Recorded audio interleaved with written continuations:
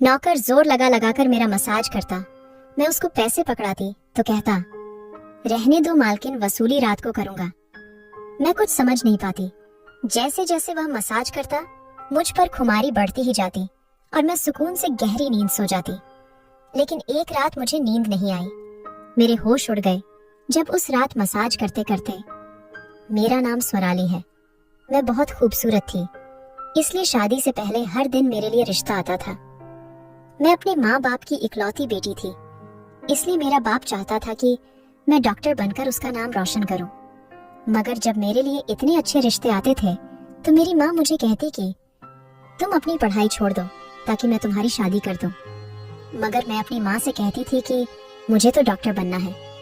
मगर यह सुनकर मेरी माँ को गुस्सा आ जाता था और वह कहती थी कि तुम अभी शादी कर लो, ये डॉक्टर की बाद में कर लेना। मगर मेरा बाप नहीं मानता था, इसलिए मेरी माँ एक बुजुर्ग बाबा के पास गई और उनसे कहा कि मैं अपनी बेटी की शादी करना चाहती हूँ। मगर उसका बाप नहीं मान रहा। कोई ऐसा ताबीज दो कि उसका बाप शादी के लिए फौरन मान जाए। उस बुजुर्ग ने मेरी माँ से 2000 रुपए लिए और ऐसा ताबीज दिया कि मेरा बाप मेरी शादी के लिए फौरन मान गया। यह रिश्ता दरअसल मेरे बाप के दोस्त ने अपने बेटे के लिए मांगा था और कहा कि आपकी बेटी शादी के बाद भी डॉक्टर बन सकती है। यह सुनकर मेरा बाप ने उससे शादी के लिए फौरन हाँ कह दिया और मैं विदा होकर अपने ससुराल आ गई। मेरे ससुराल वाले बहुत अमीर थे, इसलिए मैं और मेरे पति अलग घर में रहते थे। मेरा पति अपने बाप का बिजनेस संभालता था, इसलिए वह सुबह से शाम तक बिजी रहता था। मैं उसके घर गई तो यह ऐशो आराम देखकर मैं चौंक गई।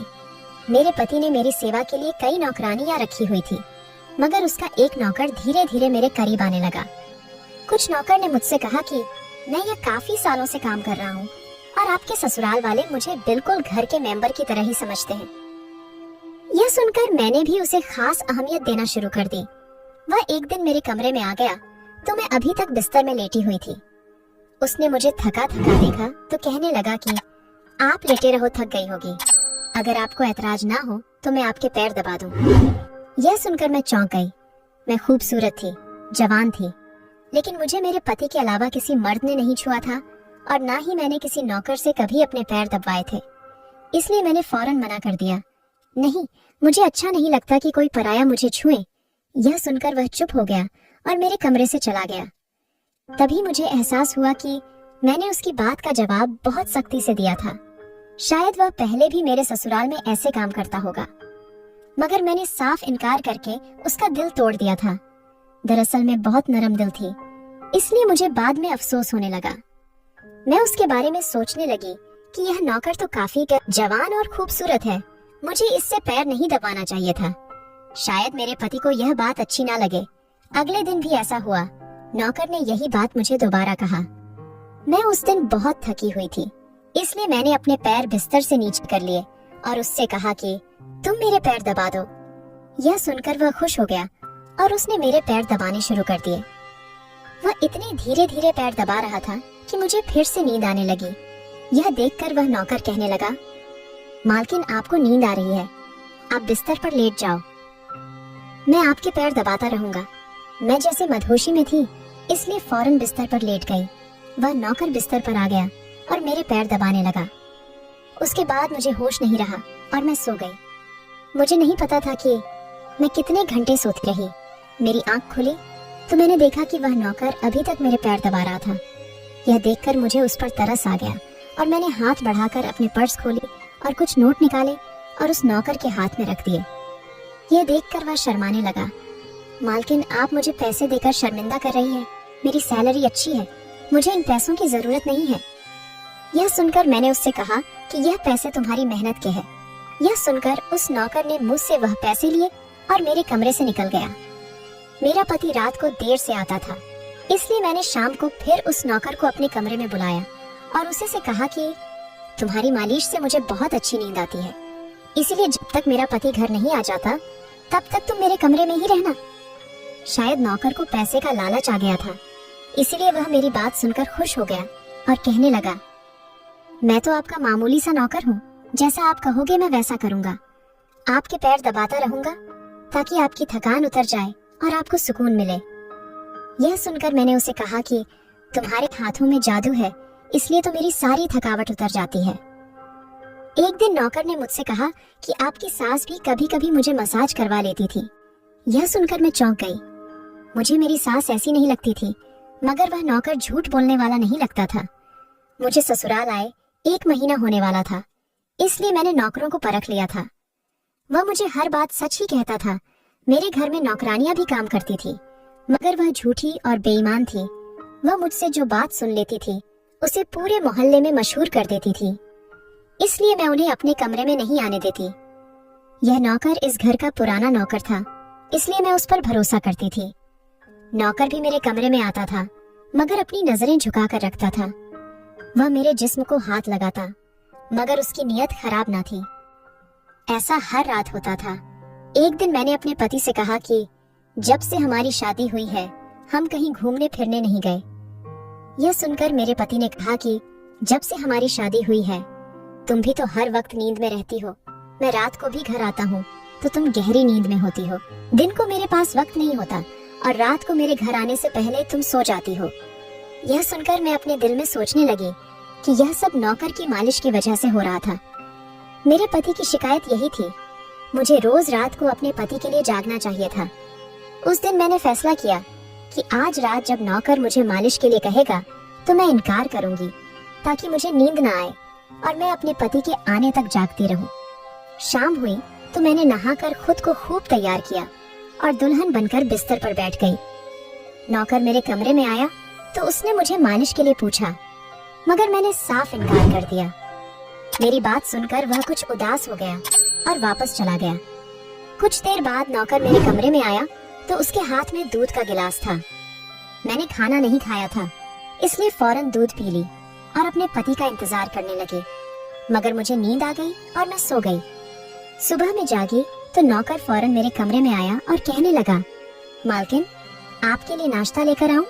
यह सुनकर मैंने अपने पति के बिस्तर की तरफ देखा, वह खाली था। यह देखकर नौकर कहने लगा, मालिक को जरूरी काम था, वह नाश्ता करके चले गए। यह सुनकर मेरा मूड खराब हो गया। मैं रात भर उसका इंतजार करती रही, मगर वह सुबह होते ही ऑफिस चला गया। मैंने नौकर से कहा कि मेरे लिए चाय ले आओ। नौकर कमरे से बाहर निकल गया। तभी मैंने अपने जिस्म की तरफ देखा तो चौंक गई। रात को मैंने दुल्हन का कपड़ा पहना हुआ था, मगर अब मेरा जिस्म पर कोई और कपड़े थे। मगर मैंने अभी जेवरात पहने हुए थे। मेरा सर भारी होने लगा। मुझे यह सोचकर चक्कर आने लगा कि रात को मेरे साथ क्या हुआ था और मेरे कमरे में कौन था और उसने मेरे साथ क्या किया था। मगर मुझे कुछ याद ना आया। मेरा दिल घबराने लगा और मैंने अपना सर पकड़ लिया। मेरा पूरा जिस्म दर्द कर रहा था, इसलिए नौकर चाय लेकर आया तो मैंने उससे कहा कि मेरा जिस्म दबा दो। यह सुनकर वह बिस्तर पर आ गया और मुझे दबाने लगा। उस दिन मैं देर तक बिस्तर पर पड़ी रही। उस दिन मेरे पति अचानक घर आ गए। मैंने उसे देखा तो उस पर बरस पड़ी। मैं रात को तुम्हारे लिए दुल्हन बनकर जागती रही, मगर तुम नहीं आए। यह सुनकर मेरे पति कहने लगे, लेकिन मैं रात को कमरे में आया तो तुम गहरी नींद में थी, इसलिए मैंने तुम्हें नहीं जगाया। यह सुनकर मैं चौंक गई, मगर मेरे कपड़े किसने बदली किया और नींद पूरी होने के बावजूद मेरा जिस्म क्यों दर्द कर रहा है। मैं उलझ गई थी। मेरे पति कहने लगे, अच्छा ठीक है, मूड खराब करने की जरूरत नहीं है। मुझे आज रात एक काम के सिलसिले में बाहर जाना है, इसलिए देर हो जाएगी, मगर अभी मेरे पास 3-4 घंटा फ्री है। अगर तुम कहो तो हम अभी कहीं बाहर जा सकते हैं। यह सुनकर मेरा मूड खुद ब खुद ठीक हो गया और मैं सारी रात वाली बातों को भूलकर खुश हो गई। शादी के बाद ये पहला मौका था कि मैं अपने पति के साथ कहीं बाहर जा रही थी। मैं जल्दी जल्दी तैयार होने लगी, जबकि मेरा पति गाड़ी में बैठकर मेरा इंतजार करने लगा। उस वक्त नौकर मेरे कमरे में आ गया और मुझसे पूछा, मालकिन आप कहीं जा रही है क्या? यह सुनकर मैंने उससे कहा कि हाँ, मगर तुम क्यों पूछ रहे हो? यह सुनकर नौकर कहने लगा, मैं आपका नौकर हूँ, मगर आपको यही सलाह दूंगा कि आप बाहर नहीं जाओ, क्योंकि आपका जिस्म थक जाएगा। यह सुनकर मुझे गुस्सा आ गया और मैंने उससे कहा कि तुम मेरे नौकर हो, मेरे पति बनने की कोशिश मत करो। यह कहकर मैं बाहर चली गई। न जाने मुझे किस बात पर गुस्सा आ गया था। मैंने उस नौकर को खूब खरी खरी सुना दी। वह भी अपनी औकात जान गया था। तभी तो मैं जब घर आई तो वह मेरे सामने नहीं आया। मेरे पति मुझे गेट पर उतरकर वापस बाहर जा चुके थे। जबकि मैं अंदर आई तो मेरा सारा जिस्म बुरी तरह दुख रहा था। शायद मेरे जिस्म को मालिश की आदत हो गई थी, तभी तो रात होते ही वह मालिश के लिए तड़पने लगता था। लेकिन मैंने उस नौकर को नाराज कर दिया था, इसलिए आज वह मेरी मालिश करने नहीं आया। मगर मुझे उसकी जरूरत थी, इसलिए मैंने एक नौकरानी को बुलाया और उस नौकर को बुलाने को कहा। थोड़ी देर गुजरी थी कि वह नौकर मेरे कमरे में आ गया, मेरे बिस्तर पर बैठ गया और चुपचाप मेरे पैरों को दबाने लगा। यह देखकर मुझे शर्मिंदगी हुई। मैंने उसे इतना बुरा भला कहा, मगर उसने मेरी बात को बिल्कुल बुरा नहीं माना। मैंने उसे चुप देखा तो कहने लगी, मुझे उस वक्त पता नहीं क्या हो गया था, इसलिए मैंने तुम्हें खरी खरी सुनाई। मैं इतने दिनों के बाद अपने पति के साथ कहीं बाहर जा रही थी, इसलिए मुझे तुम्हारा टोकना नहीं अच्छा नहीं लगा, इसलिए मुझे माफ कर दो। मैं उसकी मालकिन थी और उसे इस काम के पैसे देती थी, मगर अब भी मुझ में इंसानियत जिंदा थी, इसलिए मैंने मालिक होकर भी नौकर से माफी मांग ली, क्योंकि वह भले ही नौकर था मगर वह एक इंसान भी तो था। मेरी बात सुनकर वह नौकर कहने लगा, मैं आपका नौकर हूँ, इस काम के लिए मैं आपसे सैलरी लेता हूँ, इसलिए आपको हक है आप जो चाहे मुझे कह दे। यह सुनकर मैं चुप हो गई, मगर मैं सोच लिया कि आइंदा इससे ऐसा कुछ नहीं कहूंगी। वह उस रात देर तक मेरी मालिश करता रहा और फिर मुझे नींद आ गई। मुझे नहीं पता था कि नौकर मेरे कमरे से कब निकला और कब मेरे पति घर पर आया। मैं सुबह उठी तो मेरा पति बाथरूम में था और बाहर जाने के लिए तैयार हो रहा था। मैं उसे हैरानी से देखने लगी। पता नहीं आजकल मुझे क्या हो जा रहा था। नौकर की मालिश से मुझे इतनी गहरी नींद आती कि मुझे किसी बात का होश न रहता था। मुझे इस बात का भी पता नहीं चलता था कि मेरा पति कब कमरे में आता था। मैं सोचने लगी कि इस नौकर की मालिश में ऐसा क्या जादू था कि वह मेरे पति के आने से पहले ही मेरी मालिश करता तो मैं अचानक गहरी नींद में सो जाती थी। सुबह जब मैं उठती तो मेरा सर भारी महसूस होता और मैं चलने फिरने के काबिल नहीं रहती। मगर यह बात मैंने अपने पति को नहीं बताई, क्योंकि मैं नहीं चाहती थी कि यह बात मेरे पति को पता चले कि मैं उस नौकर से मसाज करवाती थी। एक दिन मेरा पति दिन के वक्त घर पर ही रहा। मैंने नौकर से घर के सारे काम करवाए, अपने कमरे में नहीं आने दिया। नौकर भी घर के सारे काम करता रहा और मसाज वाली बात किसी के सामने अपने मुंह से नहीं निकाली। मैं भी चाहती थी कि यह बात किसी को पता ना चले। इस दौरान जब मेरा पति घर से बाहर जाता था, मैं उस नौकर को कमरे में बुला लेती थी। मगर एक दिन मेरा पति अचानक ही घर आ गया और मैं कमरे में थी। यह सुनकर मैं बहुत घबरा गई और सोचा कि पति के आने से पहले नौकर को भगा दूं, मगर यह नौकर भी बड़ा समझदार था। मेरे पति के आने से पहले दूसरे काम पर लग गया और मेरे पति को कुछ पता नहीं चला। मैं मसाज घर की नौकरानियों से भी करवा सकती थी, मगर उस नौकर के हाथ में क्या जादू था कि मैं उसे हर रोज अपने कमरे में बुला लेती थी। मुझे पता नहीं क्या हो जा रहा था। जिस रात में नौकर से मसाज नहीं करवाती थी, उस रात मेरे पूरे जिस्म में दर्द हो जाता था। सुबह में जागती तो मेरा सर भारी हो जाता था और मुझे थकान भी हो जाती थी। एक रात मैंने नौकर से मालिश करवाई और गहरी नींद सो गई। सुबह मेरी आंख खुली तो फिर से मेरे कपड़े चेंज हो चुके थे। यह क्या माजरा था? ऐसा कौन करता था? क्या मेरे पति मेरे साथ ऐसा कर रहा था? मैं सोच में पड़ गई। मैंने शीशे के सामने जाकर देखा तो चौंक गई। मेरे पूरे जिस्म पर लाल निशान पड़ गए थे। यह कैसा निशान था? मैं अपने जिस्म पर हाथ फेरने लगी। मैं जैसे उस निशान को मिटाना चाहती थी, मगर ऐसा ना हुआ। अगले दिन फिर मैंने अपने जिस्म को देखा कि निशान खत्म होने के बजाय फैलने लगा था। मैं घबरा गई। तभी मेरे कमरे में नौकर आ गया और उसने मुझे मालिश को कहा। मैं उस निशान को छुपाना चाहती थी, इसलिए उसे कहा कि आज तुम सिर्फ मेरे पैर दबा दो। उसने मुंह से कुछ नहीं पूछा, मगर मैं अंदर ही अंदर डर रही थी। किसी दिन मेरे पति ने यह निशान देख लिए तो मैं उसे क्या जवाब दूंगी। मैं यह सोच सोचकर थक चुकी थी, इसलिए मैंने तकिया पर पैर रख दिया। नौकर मेरा मसाज करने लगा। मेरी आंखें नींद से बंद होने लगी थीं। तभी मुझे नौकर ने ऐसी बात कह दी जिसे सुनकर मेरे होश उड़ गए। उसने मुझसे कहा, मालकिन आप मुझे बहुत अच्छी लगती हो।